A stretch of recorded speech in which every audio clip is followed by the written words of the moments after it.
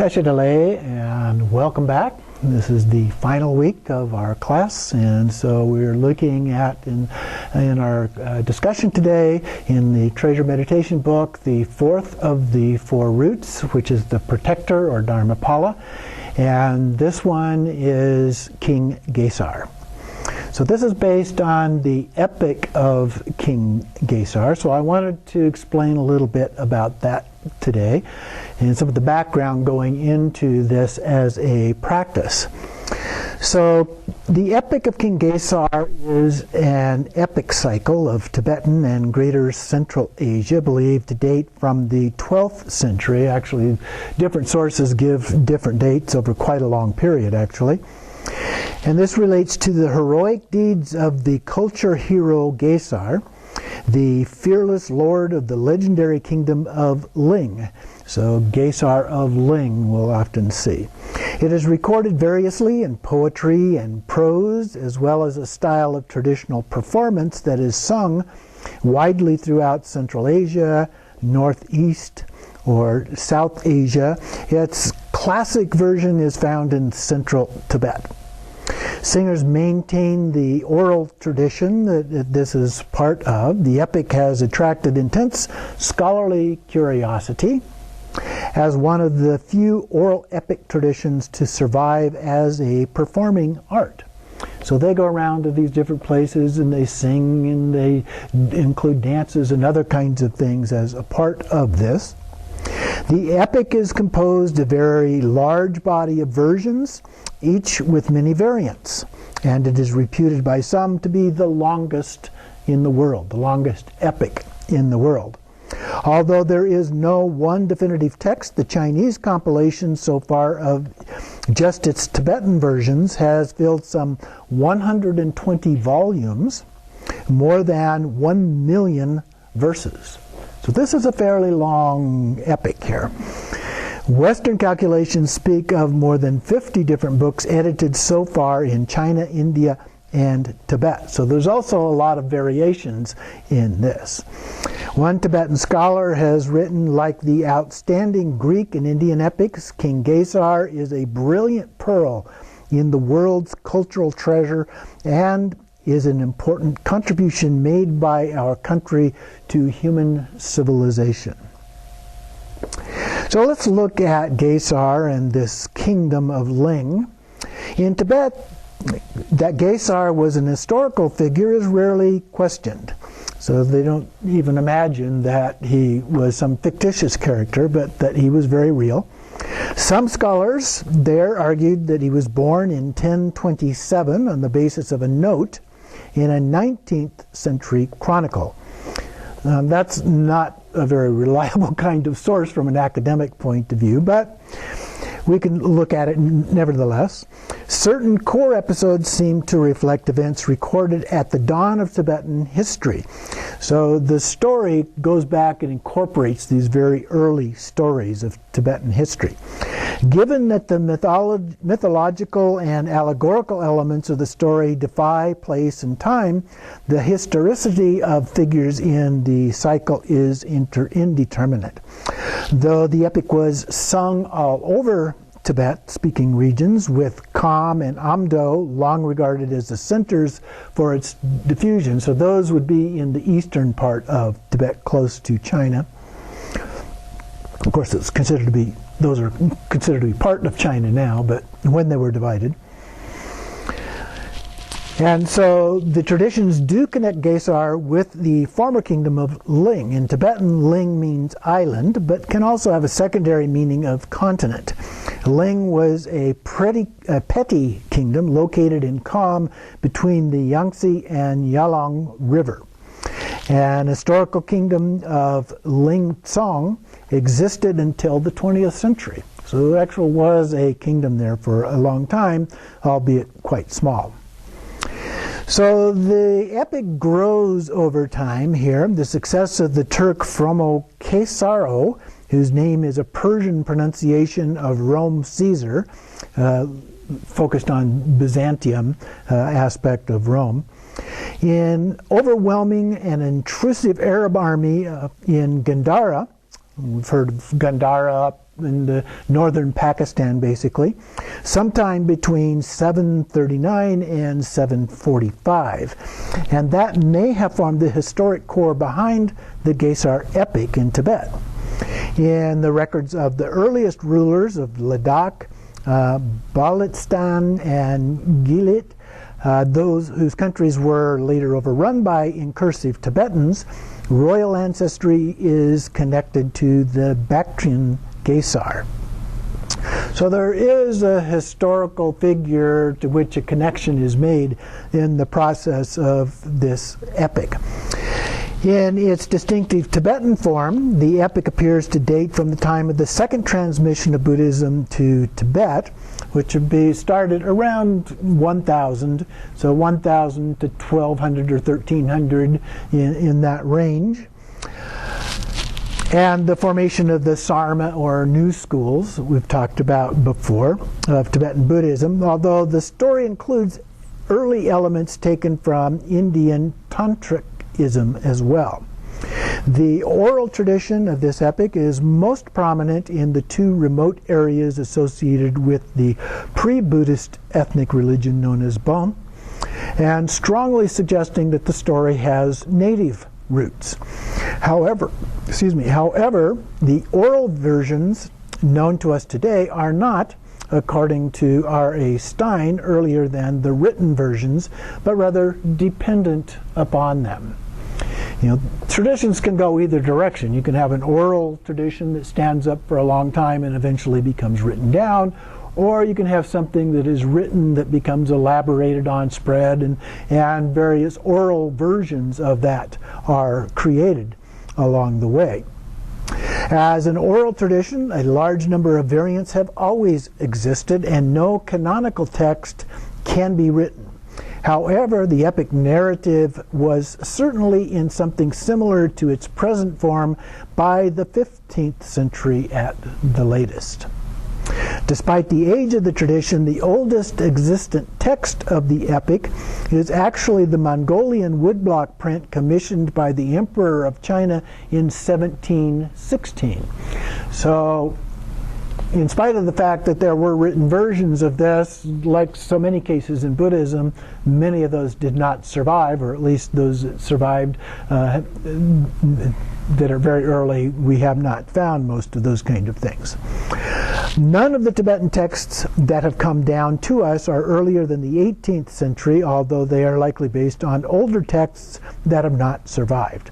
In the late 19th and early 20th centuries, a woodblock printing of the story was compiled by a scholar monk from Ling Tsang, a small kingdom northeast of Derge, or Derje, with inspiration from the prolific Tibetan philosopher Ju Mipam. So Mipam Rinpoche had a role in this as well. The wide variety of cultures in which Gesar epic is encountered means that the name for the hero varies. The Tibetan legends, Gesar is variously called Gesar of Ling, Ling Gesar, and Gesar Norbu Dradu. So there are various narratives, as we have mentioned here. The epic has a vast number of variants in plots and motifs, but while there is little point in looking for a consistent picture, the core of the story, similar to that of many legendary cycles, has been summed up as follows. And this would be true of the Buddha as well. The stories, there are actually quite a few stories of the Buddha, but there's one that has become the standard classical version of the Buddha. So King Gesar has a miraculous birth, a despised and neglected childhood, and then becomes ruler and wins his first wife through a series of marvelous feats. In subsequent episodes, he defends his people against various external aggressors, human and superhuman. Instead of dying a normal death, he departs into a hidden realm from which he may return at some time in the future to save his people from their enemies. Now, if you're familiar with it, you notice some similarities between this story and the story of Padmasambhava, which of course also have similarities to the story of the Buddha. So we tend to find this kind of thing, historically speaking. For Samuel's, the Gesar Epic lies towards the shamanic pole of the continuum of Tibetan culture and religion, which he sees as evidencing a constant tension between clerical and shamanic Buddhism, the latter grounded in its early Bön substrate. The received versions of the Gesar cycle are thickly overlaid with Buddhist ideas and motifs, and detecting the original heroic form is difficult. Historical analysis to sift out an ancient core narrative winnows the archaic folkloric motifs from features that show distinct and historically identifiable Buddhist influences. Samuel, comparing the three Gesar traditions, Mongolian, Eastern Tibetan, and Ladakhi, that developed relatively autonomously, postulates a core narrative shared by all three. So the idea is that there was some kind of a core narrative which has not survived, but even as these different variations formed, they still have elements of that core. In Tibetan versions, there are a great deal of variation in the details. Often Buddhist motifs are conspicuous, with episodes on the creation of the world and Tibet's cosmic origins. In other variants, the Buddha is never mentioned, or a secular irony is voiced against the national religion. So everything from being very strongly Buddhist oriented to being anti-Buddhist oriented stories. So according to Samten Karme, Gesar rose as a hero of a society still thinly permeated by Buddhism and the earlier myths associated with him in the pre-Buddhist beliefs like the mountain cult or Bon religion. In most episodes, Gesar fights against the enemies of Dharma and old warrior ethos, where physical power, courage, a combative spirit, and things like cunning and deceit prevail. So a lot of those warrior myth type stories very evident in the myth. So it mentioned this cosmic kind of prelude to the early history of Tibet. So one motif explains how the world collapsed into anarchy. Numerous demon kings had avoided subjection. As a result, hordes of cannibalistic demons and goblins, led by malignant and greedy rulers of many kingdoms, wreak havoc. Tibet's conversion from barbarity to Buddhism under the three great Dharma kings is often featured. Episodes relate to how Padmasambhava, Guru Rinpoche, subdued Tibet's violent native spirits. And then this miraculous, or in some cases mundane, birth. You get both types here. In one account, he was fatherless, like Padmasambhava, who assists his celestial creation by creating a Nagini, a Naga-gini, like Yogini, a Nagini, who then serves the King of Ling and is impregnated by drinking a magic potion and is born from his mother's head, like Athena in Greek mythology. In another version, he is conceived by his mother after she drinks water impressed with his image. Alternately, he is born from union of a father, who is simultaneously sky god and holy mountain, and of a mother, who is a goddess of the watery underworld. Or he is born in the lineage of Ling in the Za Valley to the king and his spouse. So a wide variety of birth stories. In terms of some of his relatives, he is said to have a half-brother and two uncles. One is the Old Hawk, the wise elder of Ling, who supports the child. The other, the cowardly and greedy Krotung, who sees the child as a threat and tries to do him ill. Krotung fulfills his cosmic role in the epic, but his role as a provocateur is absolutely central. And then his early years, the early years of his life. Gesar's mission as a divine emissary is to vanquish powerful demons on earth. Until his adolescence, he is depicted as black, ugly, nasty, snotty, and troublesome. My. His parental uncle, or the king's brother, Todong, banishes both son and mother to the Ma Plateau, where he grows up living a feral life with the child clothed in animal skins and wearing a hat with antelope horns. He comes first in a horse race whose trophy consists of the kingship of Ling. His victory marks his coming of age. As consecrated king, he proclaims himself the great lion, wish-fulfilling jewel, subduer of foes. He also assumes the name Gesar. Mounted on his miraculous steed, he subsequently wages military campaigns together with 30 companions, kind of a small group of people, it seems, for military campaigns, against the frontier countries that represent evil. And then there is this horse race that was just mentioned. When he was 12, a horse race is held to determine who will become the king of Ling, who married the beautiful daughter of the neighboring chieftain.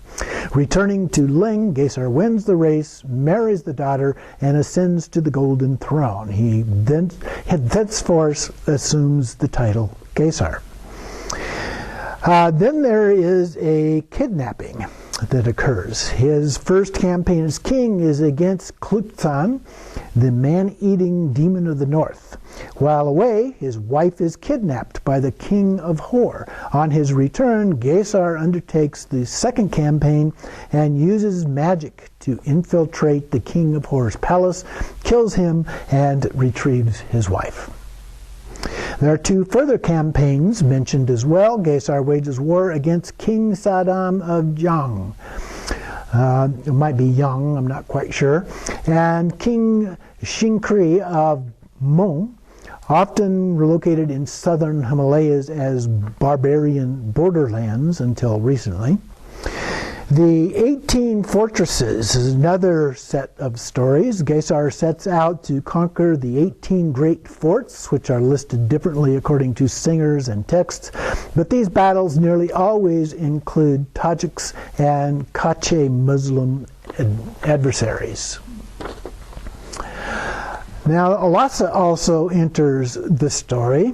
Some versions say that at age 39 he made a retreat on Red Hill, which is where the Potala Palace was later built.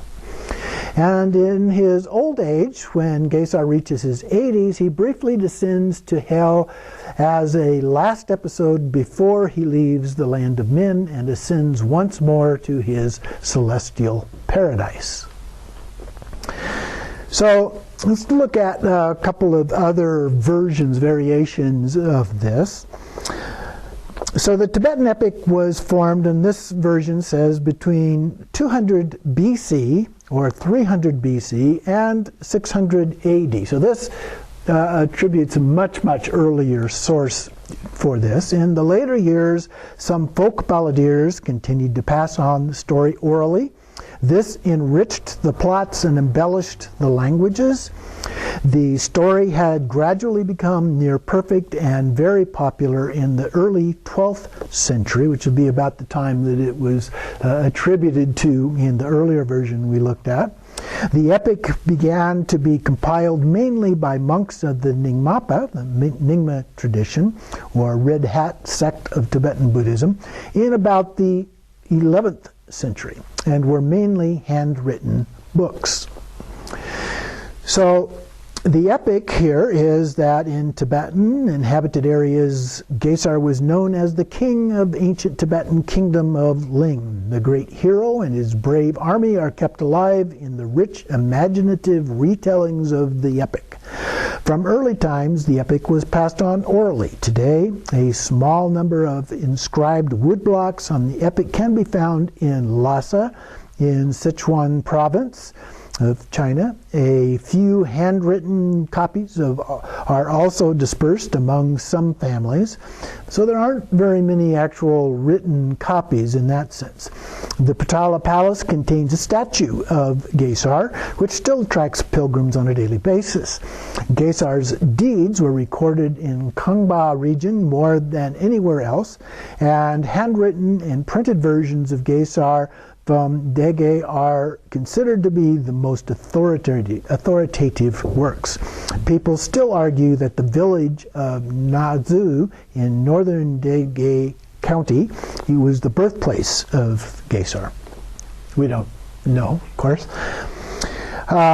So here is the actual story part of this version. King Gesar of Ling Kingdom was born in the 11th century as the son of the supreme god Indira. As a boy, he was very mischievous, but divine by nature and full of supernatural powers. His greatest enemy was his uncle, a cowardly, vain, and pretentious man who hoped to rule the country. Although the hero and his mother were banished, Gesar's exile enabled him to nurture his hidden strengths. He emerged victorious in a horse race to become king of the nation. King Gesar then began conquering the kingdom of demons, the northern Mongolian kingdoms. The war between the Ling and the Hor kingdoms constituted one of the central parts of the story. It began with a beautiful girl, King Gesar's queen. The Hor king, also known as the White Tent King, heard about her beauty and sent for her. When his request was refused, he sent troops to attack Ling Kingdom. And that's very traditional early reason for going to war. I want this, you don't give it to me, so we go to war. After several battles, another girl was sent to the Hor king in her place. But once the truth was uncovered, the battles resumed. The Ling capital, along with the queen, was finally captured by the Hor troops. But King Gesar organized all his troops with the help of an important Hor general, captured the Hor capital, killed the White Tent King, and rescued his queen. So you can see this is very similar to the earlier version that we looked at, but it has certainly some little twists and turns in the story that differ from that. Here's a little bit different view here. Long ago, the Tibetans were suffering from natural disasters of vicious devils and living rather miserable life. To deliver the people from their troubles, a merciful Avalokiteshvara, or Bodhisattva of compassion, asked the Amitabha, master of the Western Pure Land, to dispatch a son of heavenly deity, the later King Gesar, to descend to the world and help the people. Since his birth, King Gesar had begun to exterminate the evils for Tibetans. Then he and his mother, along with the tribe Ling, migrated beside the Yellow River. At the age of 12, Gesar won a victory in a horse racing match, seems to be the one theme that's pretty consistent here, and then became leader of the tribe. Since then, he began to take the soldiers of his kingdom and banish away all the aggressive devils in the nearby realms. After he finished his glorious missions, King Gesar took his mother and his beautiful empress back to heaven. So one of the themes that you can see in this, thinking of Gesar as a protector, is how he is trying to protect this part of the country, this region, if you will, through his military actions. So according to Li Lianrong, by narrowing the period of its creation to the 10th and 11th centuries, the dynamic literary composition is erroneously attributed to an oral epic. Furthermore, the epic reflects Tibetan society during the 6th to 9th centuries rather than the 10th century. So there's some historical evidence of things that make it an earlier, possibly earlier story.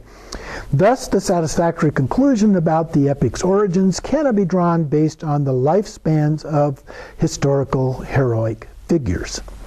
Always risky to try and make assumptions about lifespans based on people that have a kind of mythological essence. Jiang Bian pointed out that the foundation of the original epic is ethnic folk culture. He conjectured that before epics came into being, the Tibetan people already had a corpus of stories that described the formation of the heavens and the earth, their ethnic origin, and ethnic heroes. These stories provided a foundation for creating the character Gesar. After further polishing by oral poets, especially the ballad singers, Gesar became a great epic. Many performers recite episodes from memory or books, while others chant the legendary tales in a state of trance. This last mode bears strong similarities with the shamanic practitioners like mediums and diviners. As a heroic song composed by or recited by oral bards, the Epic of Gesar has been for centuries improvised on, and there is therefore no canonical or monumental version as one finds for example, the Greek epic.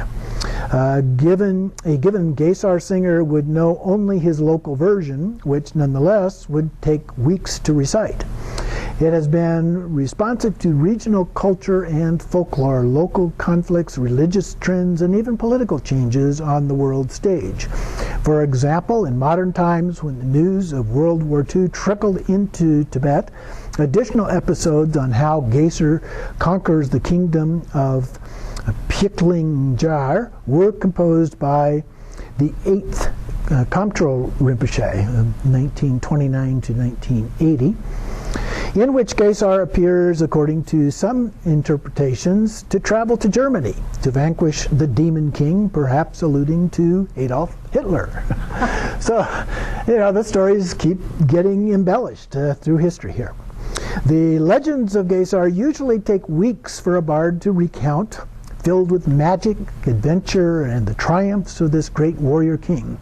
The stories will delight all young and old alike. So let's look then a little bit at the religious dimension here associated with the epic. Tibetan history has often swung between centralized and stateless poles, and the Epic of Gesar reflects the tensions between central authority, as embodied by religious orthodoxy, and the wild nomadic forces of the periphery. There are versions that adopt Gesar as a lama, showing him as a tamer of the wild, but in so far as this epic retains his old lineaments as a maverick master of shamanic powers, he represents the stateless, anarchic dimension of Tibet's margins and is rather a tamer of corrupt monastic clerics.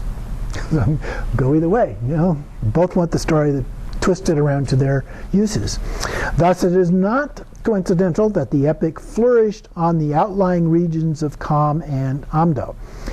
His wars are campaigns of defense against hostile powers intent on subduing the kingdom of Ling, which are often construed as anti-Buddhist. But his vanquishing of the dozens of fortresses preserves an ambiguity, since these were potential outposts of the state, which may have been set up to protect the state as a religious kingdom. Until recently, the tale was forbidden reading in many Tibetan monasteries. In some monasteries, however, rituals invoking Gesar as a major spiritual force are performed. Given the central role epic played over the centuries in Tibetan folk culture, Tibetan Buddhism has incorporated elements from it and interpreted them in religious terms. Not particularly surprising, happens all the time. The Geluk school disapproved of the epic, while the Kagyu and Nyingma schools generally favored it, seeing it as an expression of the activity of Padmasambhava and as a vehicle for Buddhist teachings, especially the Dzogchen school. Consequently, the question of whether visionary Gesar bards, the singers, should be regarded as religious practitioners will be answered differently by those who favor and those who oppose the epic. The bards themselves, however, generally emphasize the connection of the epic with the Dharma and see themselves as a kind of religious practitioner. Then Organ Tobgao explained that in the Nyingma perspective, the real nature of the manifestation we know as Ling Gesar is actually that of Guru Rinpoche himself, appearing in the form of a Drala, or protective warrior spirit. And then there is a story also about King Gesar's Lion and Dragon Palace. King Gesar's Lion and Dragon Palace is described in the Epic of King Gesar as the reality situated in Tra Ling Monastery of Dari County, Golong Tibetan Autonomous Prefecture, Qinghai Province. It is rebuilt as a majestic palace of Tibetan style where the statues of King Gesar and his empress and brave brother soldiers are enshrined. The weapons of King Gesar used in the struggles are displayed in the Mayu exhibition hall of King Gesar's relics. So they actually have a museum attributing things to him. Then, according to the oral tradition, because of the length of the epic, only a chapter can be told over several days, but listeners never seem to tire of it. The artists always proclaim that they are the avatars of a deity who endowed them with a sharp tongue overnight. These artists are succeeded from generation to generation. The most famous artists are of the deceased old man Shaba, the said avatar of a famous general of King Gesar, and the nearly 40-year-old woman Yumei, the said avatar of a concubine of King Gesar. In addition, Epic of King Gesar also reappeared in Tibetan operas, another of the kind of folk tradition, part of the folk tradition. Many songs, dances, and folk legends in Tibet also extract some materials from the story. The paintings and statues on the epic are also worshipped as patron deities by Tibetans. And then, of course, there are some art versions of all of this. If you look online, go Google and look for images, you can find quite a few variations here. So according to Himalayan art resources, Gesar is a folk hero of eastern Tibet and predominantly known through literature and live performance. He is believed to have lived around the 10th century, according to their source. And the stories of Gesar, epic in size, are brought to life through dramatic performances, song, and public readings of his many adventures. It is quite possible that the longest epic poetry it is quite possibly the longest epic poetry in the world. Despite the popularity of all this, there is relatively little found in the way of art, paintings, murals, sculpture. What objects are known are also dated very late, 19th and 20th centuries. The general depiction of Gesar is as a Tibetan warrior atop a horse, clad in armor and a helmet, with elaborate flag pennants and streamers, accompanied by the 8 to 30 different horsemen.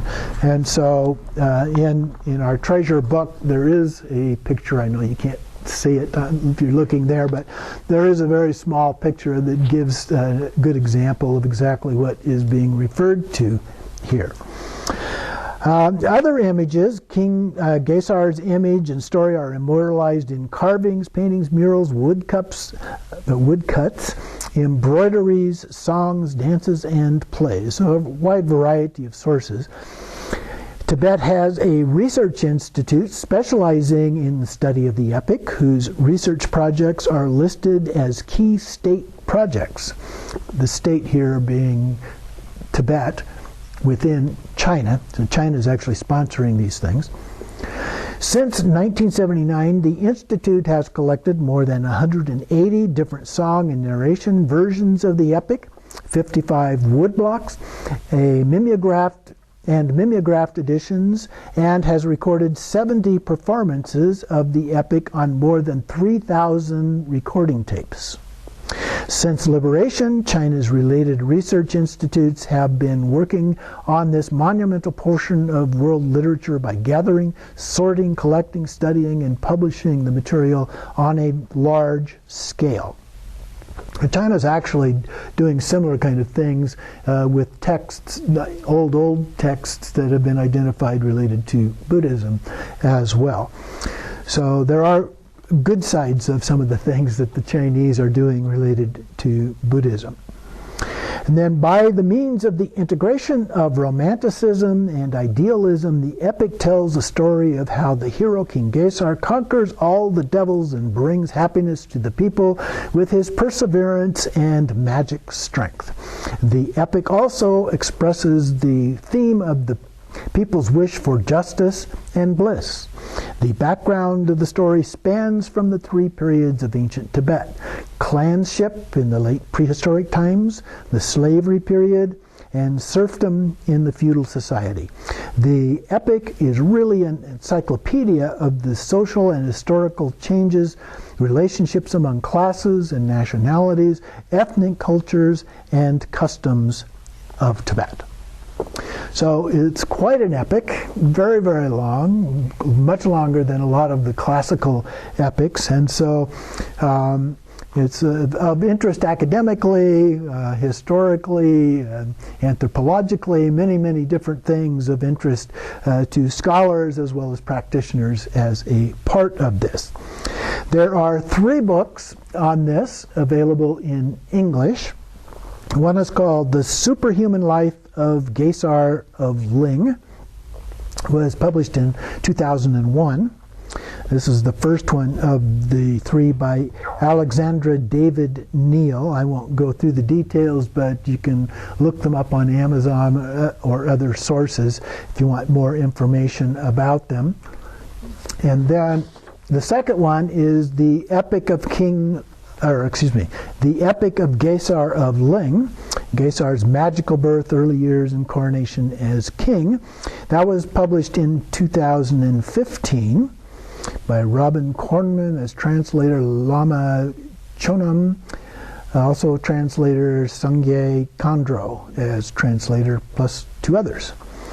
And then the final one, Gesar of Ling, a barbaric tale from the snowland of Tibet, was published in 2019, just last year, by David Shapiro, Jane Hawes, and Lama Chonam.